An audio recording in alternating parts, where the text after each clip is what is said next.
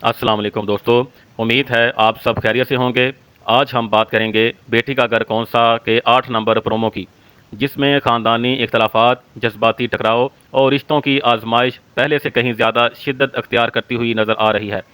Promo के आगाज़ में जहांआरा बेगम और इनके बेटे अली के दरमियान सख्त तल्ख़ कलामी देखने को मिलती है। अली अपनी वालदा के सामने ऐसे अल्फाज कहता है जिससे अंदाज़ा होता है कि घर के अंदर काफ़ी अरसे से दबे हुए जज्बात अब खुलकर सामने आ रहे हैं। दूसरी तरफ जहांआरा बेगम भी अपने मजबूत मौक़िफ़ पर कायम दिखाई देती हैं।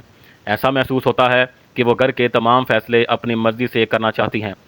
यही बात आने वाली किस्त में मज़ीद तनाज़ात को जन्म दे सकती है। इसके बाद रज़ा की गुफ्तगू से अंदाज़ा होता है कि वो अपनी अज़दवाजी ज़िंदगी और घरेलू हालात की वजह से शदीद ज़हनी दबाव का शिकार है। मीर नुमान भी हालात को मुख्तलिफ ज़ाविये से देखते हुए रज़ा को कुछ अहम बातें समझाने की कोशिश करते हैं। इस गुफ्तगू से ये तासर मिलता है कि ख़ानदान के बड़े अफराद अब मामलात को सुलझाने की कोशिश कर रहे हैं, लेकिन ये आसान दिन नहीं दिखाई देता।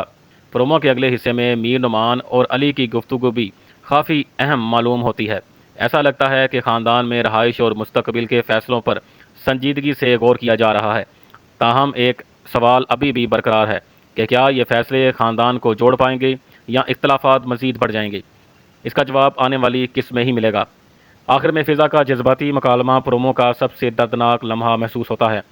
उनकी बातों से अंदाज़ा होता है कि वो ज़िंदगी के तलख़ तजर्बात और बेटियों की किस्मत के बारे में गहरी सोच में मुब्तला हैं।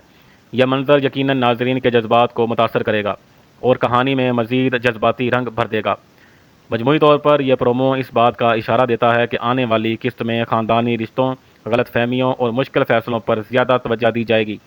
अब देखना ये होगा कि क्या घर के अफराद अपने इख्तलाफात ख़त्म कर पाते हैं या हालात मज़ीद पेचीदा हो जाते हैं। अगर आपको ये रिव्यू पसंद आए तो वीडियो को लाइक करें, अपने ख़यालात कमेंट्स में ज़रूर शेयर करें और ऐसे ही ड्रामा रिव्यूज़ के लिए चैनल को सब्सक्राइब करना ना भूलिएगा। शुक्रिया। अल्लाह हाफ़िज़।